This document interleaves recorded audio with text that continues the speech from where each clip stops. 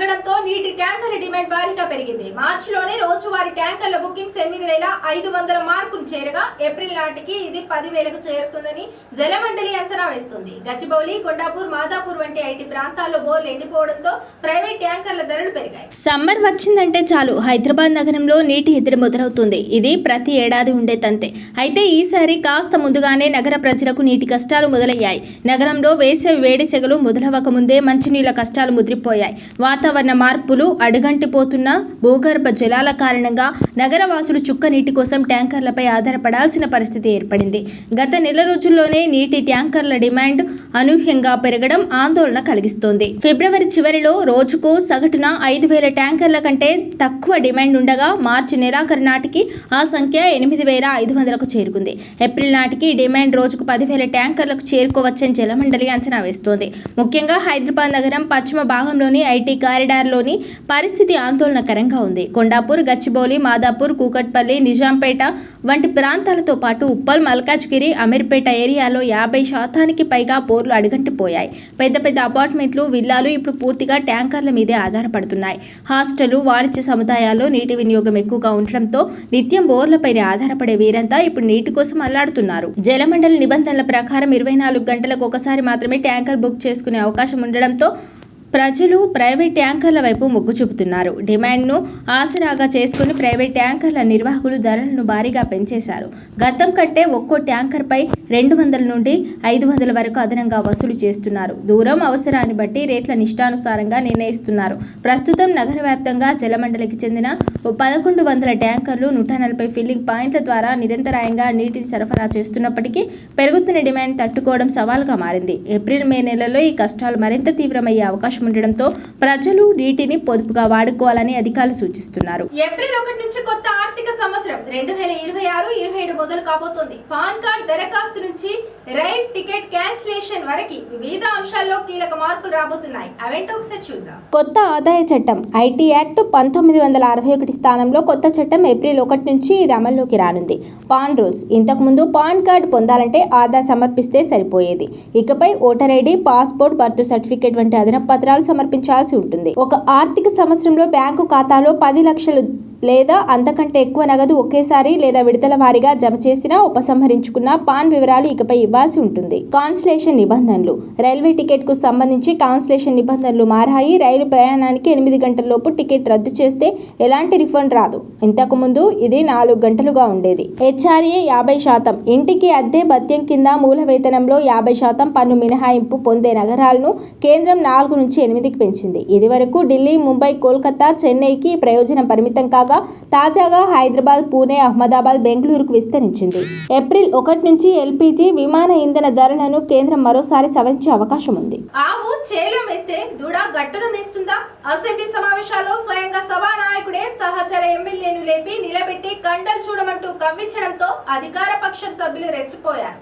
కత్తులు లేస్తాయంటూ బెదిరింపులకు దిగారు. బొక్కలో వేసి తొక్కుతామంటూ అభ్యంతరకర వ్యాఖ్యలు చేశారు. రారా చూసుకుందామంటూ చుట్టుముట్టారు. కుంభకోణాలను బయటపెట్టి నిగ్గు తేల్చాలని సభలో పట్టుబట్టిన ప్రతిపక్ష సభ్యుల పట్ల అధికార పార్టీ సభ్యులు ప్రవర్తించిన తీరు అసెంబ్లీ గ్యాలరీలో కూర్చొని గమనిస్తున్న మీడియా ప్రతినిధులకు కనిపిస్తోంది, వినిపిస్తుంది. కానీ బాధ్యులే ఏమి గమనించినట్టు వ్యవహరించడం విమర్శలకు తావిస్తుంది. రారా చూసుకుందామంటూ చుట్టుముట్టారు. కుంభకోణాలను భయపెట్టి నిగ్గు తేల్చాలని సభలో పట్టుబట్టిన ప్రతిపక్ష సభ్యుల పట్ల అధికార పార్టీ సభ్యులు ప్రవర్తించిన తీరు అసెంబ్లీ గ్యాలరీలో కూర్చొని గమనిస్తున్న మీడియా ప్రతినిధులకు కనిపిస్తున్నది, వినిపిస్తున్నది. కానీ బాధ్యులే ఏమి గమనించినట్టు వ్యవహరించడం విమర్శలకు తావిస్తుంది. నిండు సభలో జరిగిన అంశానికి దళిత రంగు పులిమి రాజకీయం చేశారు. చివరికి ప్రతిపక్ష ఎమ్మెల్యే పాడి కౌశిక్ రెడ్డి మీద యాక్షన్ తీసుకునేందుకు రంగం సిద్ధం చేస్తున్నారు. ఆదివారం సభ ప్రారంభం కాగానే పొంగులేటి అక్రమ మైనింగ్ వ్యవహారం టాపిక్ ని డైవర్ట్ చేయడానికి ప్రభుత్వం ప్రయత్నించింది. కానీ బీఆర్ఎస్ శాసనసభ్యులు రాఘవ కన్స్ట్రక్షన్స్ అక్రమాలను వదిలిపెట్టలేదు. హౌస్ కమిటీ వేయాలని లేదా సిట్టింగ్ జడ్జితో విచారణ జరిపించాలనే డిమాండ్తో ఆందోళనకు దిగారు. స్పీకర్ పోడియం వద్దకు వెళ్లేందుకు ప్రయత్నించారు. మంత్రి పొంగులేటిని మంత్రివర్గం నుంచి బర్తరఫ్ చేయాలని డిమాండ్ చేశారు. ఈ నేపథ్యంలో సీఎం రేవంత్ రెడ్డి కల్పించుకుంటూ తాతలు దిగవచ్చినా పొంగులేటిని బర్తరఫ్ చేసే ప్రసక్తి లేదని ఎదురుదాడికి దిగారు. క్రమంగా ప్రతిపక్షాలది పైచేయి అవుతున్నదని నిర్ధారించుకున్న అధికార పార్టీ డైవర్షన్ పాలిటిక్స్ ని తెర మీదకి తెచ్చింది.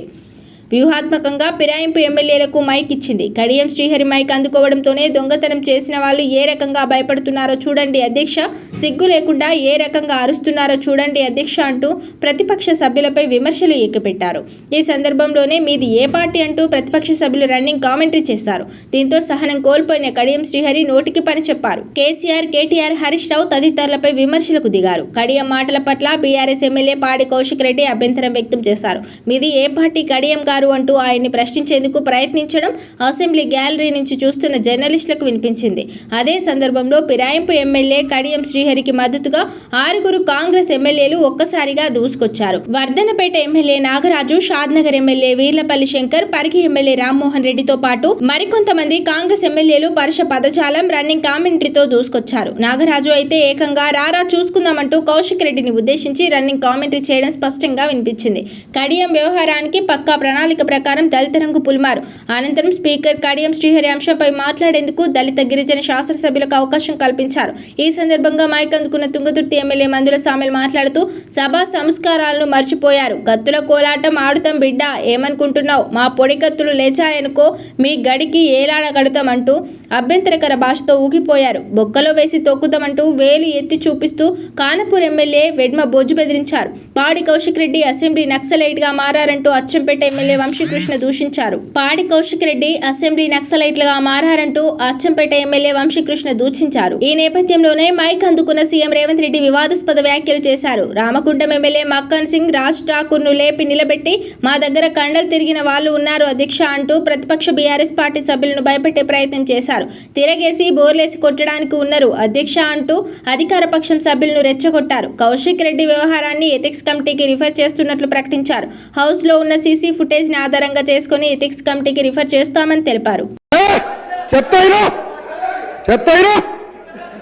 మీరు గౌరవ కేసీఆర్ గారి మీద ఇట్లా కత్తులు కూడా కోలాడతాం బిడ్డ, కబర్దార్. ఏమనుకుంటున్నావు? మా పరికత్తులు లేసేనుకో నీ గడికి ఏమైనా కడతామని చెప్తామని చెప్తున్నా. తెలంగాణలోని మాంసం ప్రియులకు ఇది నిజంగా చేదు వార్త. వచ్చే నెల అంటే ఏప్రిల్ 1వ తేదీ నుంచి రాష్ట్ర వ్యాప్తంగా చికెన్ షాపులు మూతపడనున్నాయి. చికెన్ షాపుల యజమానుల సంఘం ఈ మేరకు బంద్కు పిలుపునిచ్చింది. పౌల్ట్రీ కంపెనీల ఏకపక్ష నిర్ణయాలకు నిరసనగా ఈ సంచలన నిర్ణయం తీసుకున్నారు. ఇప్పటికే హైదరాబాద్ లోని ప్రధాన కూడళ్లలో చికెన్ షాపుల ముందు బంద్కు సంబంధించిన పోస్టర్లు వెలిశాయి. కస్టమర్లు ఇబ్బంది పడకూడదనే ఉద్దేశంతో వ్యాపారులు ముందస్తుగానే ఈ విషయాన్ని ప్రకటిస్తున్నారు. దీనివల్ల ఆదివారం నాటి విందులకు కూడా బ్రేక్ పడే అవకాశం కల్పిస్తోంది. చికెన్ వ్యాపారుల ప్రధాన సమస్య ప్రాఫిట్ మార్జిన్. పౌల్ట్రీ కంపెనీలు తమకు ఇచ్చే లాభాన్ని భారీగా తగ్గించేశాయని షాపుల యజమానులు ఆరోపిస్తున్నారు. చికెన్ అమ్మగా వచ్చే లాభం కనీసం షాపు అద్దెకు, కరెంటు బిల్లులకు కూడా సరిపోవడం లేదని వారు ఆవేదన వ్యక్తం చేస్తున్నారు. కంపెనీలు తమ ఇష్టానుసారంగా రేట్లు నిర్ణయిస్తూ చిల్లర వ్యాపారులను నష్టాల్లోకి నెడుతున్నాయని మండిపడుతున్నారు. తమ డిమాండ్లు నెరవేరే వరకు, అంటే పౌల్ట్రీ కంపెనీలు దిగువచ్చి మార్జిన్ పెంచే వరకు ఈ బంద్ కొనసాగిస్తామని వారు తెగేసి చెబుతున్నారు. సాధారణంగా వేసవి కాలం వచ్చిందంటే చికెన్ ధరలు ఆకాశాన్ని తాకుతాయి. ఎండల తీవ్రతకు కోళ్లు మృత్యువాత పడడంతో సరఫరా తగ్గి ధరలు పెరుగుతుంటాయి. ఈ ఏడాది కూడా చికెన్ ధరలు రికార్డు స్థాయికి చేరుకున్నాయి. గత కొన్ని రోజులుగా కిలో చికెన్ ధర ఏకంగా 400 రూపాయల మార్కును తాకింది. అయితే తాజాగా ధరల్లో స్వల్ప తగ్గుదల కనిపిస్తోంది. మార్చి 29 నాటికి హైదరాబాద్ లో కిలో స్కిన్లెస్ చికెన్ ధర 370 ఉండగా ఏపీలోని అమలాపురంలో 350 వద్ద కొనసాగుతోంది. ఈ ధరల ఒడిదుడుకుల మధ్య ఇప్పుడు బంద్ పిలుపు రావడంతో వినియోగదారులు ఆందోళన చెందుతున్నారు. ఇప్పటి వరకు తల్లిదండ్రులను చూసుకోవడం అనేది కేవలం నైతిక బాధ్యతగానో లేదా ఒక సంప్రదాయంగానూ ఉండేది. కానీ కాలం మారుతున్న కొద్దీ కుటుంబ వ్యవస్థలో పగుళ్లు వస్తున్నాయి. ఉద్యోగాల రీత్యా పిల్లలు దూర ప్రాంతాలకు వెళ్లడం, విలాసవంతమైన జీవితానికి అలవాటు పడి కన్నవారిని నిర్లక్ష్యం చేయడం ఎక్కువైపోయింది. ఈ క్రమంలో వృద్ధులు అనాథలవుతున్నారు. ఈ సమస్యకు చెక్ పెట్టేందుకు తెలంగాణ ప్రభుత్వం ఒక సంచలన నిర్ణయం తీసుకుంది. ఇకపై కన్నవారిని చూసుకోవడం అనేది పిల్లల ఇష్టం కాదు, అది ఒక శాసనం. తల్లిదండ్రులను నిర్లక్ష్యం చేసే ప్రభుత్వ ఉద్యోగుల విషయంలో ప్రభుత్వం కఠినంగా వ్యవహరించాలని నిర్ణయించింది. ఇకపై కన్నవారిని చూసుకోవడం అనేది పిల్లల ఇష్టం కాదు, ఇది ఒక శాసనం. తల్లిదండ్రులను నిర్లక్ష్యం చేసే ప్రభుత్వ ఉద్యోగుల విషయంలో ప్రభుత్వం కఠినంగా వ్యవహరించాలని నిర్ణయించింది. ఈ కొత్త చట్టం ప్రకారం ఏ ప్రభుత్వ ఉద్యోగి అయినా తన తల్లిదండ్రులను సరిగా చూసుకోకపోయినా, వారికి కనీస అవసరాలు తీర్చకపోయినా తీవ్ర పరిణామాలు ఎదుర్కోవాల్సి ఉంటుంది. బాధిత తల్లిదండ్రులు ఫిర్యాదు చేస్తే సదరు ఉద్యోగి నెలవారీ జీతం నుంచి 15% మొత్తాన్ని ప్రభుత్వం కోత విధిస్తుంది. ఈ మొత్తాన్ని నేరుగా తల్లిదండ్రుల బ్యాంకు ఖాతాలో జమ చేసేలా నిబంధనలు రూపొందించారు. దీనివల్ల వృద్ధాప్యంలో ఉన్న పెద్దలకు ఆర్థిక భరోసా లభించడమే కాకుండా పిల్లలపై ఆధారపడకుండా గౌరవంగా జీవించే అవకాశం కలుగుతుంది. కేవలం ఎమోషనల్ సపోర్ట్ మాత్రమే కాదు, ఆర్థికంగా కూడా వారిని ఆదుకోవడమే ఈ చట్టం ముఖ్య ఉద్దేశం. మారుతున్న జీవన శైలి, పట్టణీకరణ వల్ల ఉమ్మడి కుటుంబాలు కనుమరుగైపోతున్నాయి. టెక్నాలజీ పెరిగినా మనుషుల మధ్య అనుబంధాలు తగ్గుతున్నాయి. ఈ పరిస్థితిలో వృద్ధులపై జరుగుతున్న హింస, నిర్లక్ష్యాన్ని అరికట్టాలని కాంగ్రెస్ ప్రభుత్వం ఈ నిర్ణయం తీసుకుంది. ఇది కేవలం ఓట్ల కోసం చేస్తున్న పని కాదు. సమాజంలో వస్తున్న మార్పుల వల్ల వృద్ధులు ఎదుర్కొంటున్న మానసిక, ఆర్థిక వేదనను తగ్గించే ప్రయత్నమని ప్రభుత్వం స్పష్టం చేస్తోంది. ఒక రకంగా చెప్పాలంటే ఇది మన భారతీయ సంస్కృతిలోని కుటుంబ విలువలను తిరిగి ప్రతిష్ఠించే ప్రయత్నం. చట్టం తెస్తేనే బాధ్యతగా చూసుకుంటారా అన్న ప్రశ్నలు వచ్చినా కనీసం శిక్ష తప్పదన్న భయంతోనన్నా పెద్దలకు న్యాయం జరుగుతుందని ప్రభుత్వం భావిస్తోంది. వృద్ధుల సంరక్షణ కోసం ప్రభుత్వం ఇప్పటికే అనేక పెన్షన్ పథకాలు, ఆశ్రమాలు నడుపుతోంది. అయితే సంపాదన ఉన్న పిల్లలు తమ తల్లిదండ్రులను బాధ్యతగా చూసుకుంటే ప్రభుత్వంపై పడే ఆర్థిక భారం కొంతవరకు తగ్గుతుంది. ఆ నిధులను ఇతర సంక్షేమాల పథకాలకు కేటాయించే అవకాశం ఉంటుంది. అంతేకాకుండా పెద్దలు తమ సొంత ఇంట్లోనే ఆత్మీయుల మధ్య గడపడం వల్ల వారి మానసిక ఆరోగ్యం కూడా మెరుగుపడుతుంది. అనాథాశ్రమాల్లో కాకుండా పిల్లల కళ్ళ ముందే వారు ప్రశాంతంగా ఉండాలన్నదే ఈ యాక్ట్ వెనుక ఉన్న అసలు లక్ష్యం. ఈ చట్టంపై కొన్ని విమర్శలు కూడా వినిపిస్తున్నాయి. ముఖ్యంగా ఈ నిబంధన కేవలం ప్రభుత్వ ఉద్యోగులకు, ప్రజా ప్రతినిధులకు మాత్రమే వర్తిస్తుందని చర్చ జరుగుతోంది. అలాగే తల్లిదండ్రులు కూడా చేస్తేనే ఈ చర్యలు తీసుకుంటారు కాబట్టి కుటుంబ వివాదాలు ఉన్నప్పుడు ఈ చట్టం దుర్వినియోగం అయ్యే అవకాశం ఉందన్న ఆందోళన కూడా వ్యక్తమవుతోంది. పిల్లలపై కక్షతో కొందరు తల్లిదండ్రులు తప్పుడు ఫిర్యాదులు చేస్తే పరిస్థితి ఏంటన్నది ఒక ప్రశ్న. అయితే విచారణ జరిపిన తర్వాతే చర్యలు ఉంటాయని ప్రభుత్వం భరోసా ఇస్తోంది. ఏది ఏమైనా ఈ పేరెంట్స్ యాక్ట్ సమాజంలో ఒక పెద్ద చర్చకు దారితీసింది. Telangana employees accountability and monitoring of parental support bill 2026 తీసుకొచ్చినందుకు ఈ రాష్ట్ర ముఖ్యమంత్రి గౌరవనీయులు రేవంత్ రెడ్డి గారికి, మంత్రివర్గానికి, ప్రభుత్వానికి అభినందిస్తూ గౌరవ ముఖ్యమంత్రి మాట్లాడవలసింది. Speaker sir, the Telangana Employees Accountability and Monitoring of Parental Support Bill 2026 మానవ విలువలు, మానవ సంబంధాలు బలహీనపడుతున్న క్షణంలో మానవ సంబంధాలను పునరుద్ధరించడానికి అవసరమైన నైతిక బోధన చేస్తూనే ఈ విలువలను కాలరాసే వాళ్లను చట్ట పరిధిలోకి తీసుకొచ్చి చట్టం ద్వారా అయినా వాళ్ళను భక్తితో అయినా తల్లిదండ్రులకు సేవలు అందించాలి. భక్తి లేనప్పుడు భయమైనా పెట్టి ఆ తల్లిదండ్రుల యొక్క హక్కులను కాపాడాలని ఈ బిల్లు తెచ్చింది. అందుకే నేను పదే పదే మా మిత్రులందరికీ విజ్ఞప్తి చేసిన, ఇది అత్యంత సామాజిక బాధ్యతతో కూడుకున్న బిల్లు. ఈ బిల్లును తక్షణమే మనందరం చర్చించి ఏకగ్రీవంగా దీన్ని ఆమోదిస్తే సమాజానికి ఒక మంచి సందేశాన్ని పంపిన వాళ్ళం అవుతాము అని చెప్పి ఉదయం నుంచి నేను అడగడం జరిగింది.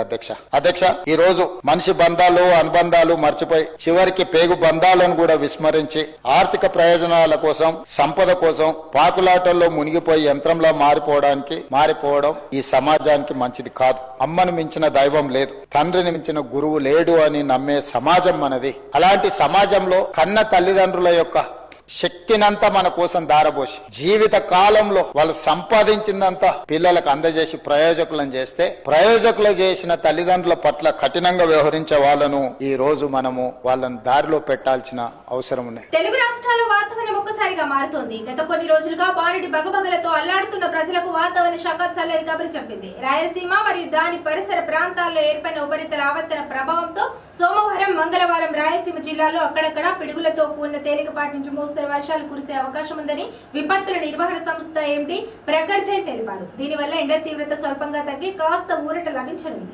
వర్ష సూచన ఉన్నప్పటికీ కొన్ని ప్రాంతాల్లో ఎండల తీవ్రత తగ్గడం లేదు. సోమవారం నాడు విజయనగరం జిల్లాలోని బాడంగి, మెరకముడిదాం వంటి మండలాల్లో, పార్వతీపురం, మన్యం జిల్లాలోని పలు ప్రాంతాల్లో, అలాగే పోలవరం సమీపంలోని చింతూరు, కూనవరం మండలాల్లో వడగాల్పులు వీచే అవకాశం ఉంది. మంగళవారం నాటికి సుమారు 12 మండలాల్లో ఈ వడగాల్పుల ప్రభావం తీవ్రంగా ఉంటుందని అధికారులు హెచ్చరిస్తున్నారు. అంటే ఒకే సమయంలో రాష్ట్రంలో భిన్నమైన వాతావరణ పరిస్థితులు తలెత్తనున్నాయి. హైదరాబాద్ వాతావరణ కేంద్రం అంచనా ప్రకారం తెలంగాణలో కూడా రాబోయే 3 రోజుల పాటు వర్షాలు కురిసే అవకాశం ఉంది. ఉత్తర ఒడిశా నుండి దక్షిణ తమిళనాడు వరకు విస్తరించి ఉన్న ద్రోణి ప్రభావంతో రాష్ట్రంలోని పలు జిల్లాల్లో ఈదురుగాలు, ఉరుములు, మెరుపులతో కూడిన వానలు పడనున్నాయి. గాలి వేగం గంటకు 40 నుంచి 50 కిలోమీటర్ల వరకు ఉండవచ్చని అంచనా. అయితే గరిష్ట ఉష్ణోగ్రతలో మాత్రం పెద్దగా మార్పు ఉండకపోవచ్చని, ఉక్కపోత కొనసాగుతుందని అధికారులు పేర్కొన్నారు. గడిచిన ఆదివారం తెలుగు రాష్ట్రాల్లో ఎండలు మండిపోయాయి. నెల్లూరు జిల్లా గూడూరులో అత్యధికంగా 42.4 డిగ్రీల సెల్సియస్ ఉష్ణోగ్రత రికార్డైంది. మార్కాపురం, కృష్ణా, కడప, తిరుపతి జిల్లాలో కూడా 40 డిగ్రీలకు పైగా ఉష్ణోగ్రతలు నమోదయ్యాయి. ఈ నేపథ్యంలో వాతావరణ శాఖ ప్రజలకు కీలక సూచనలు చేసింది. ఆకస్మికంగా వర్షం పడే సమయంలో చెట్ల కింద, కరెంటు స్తంభాల దగ్గర లేదా బహిరంగ ప్రదేశాల్లో ఉండవద్దని కోరింది. పిడుగులు పడే ప్రమాదం ఉన్నందున రైతులు, కూలీలు అప్రమత్తంగా ఉండాలని హెచ్చరించింది. ఇది వాటి బులెటిన్. మరో బులెటిన్లో మళ్ళీ కలుద్దాం. Stay and TS 24 news.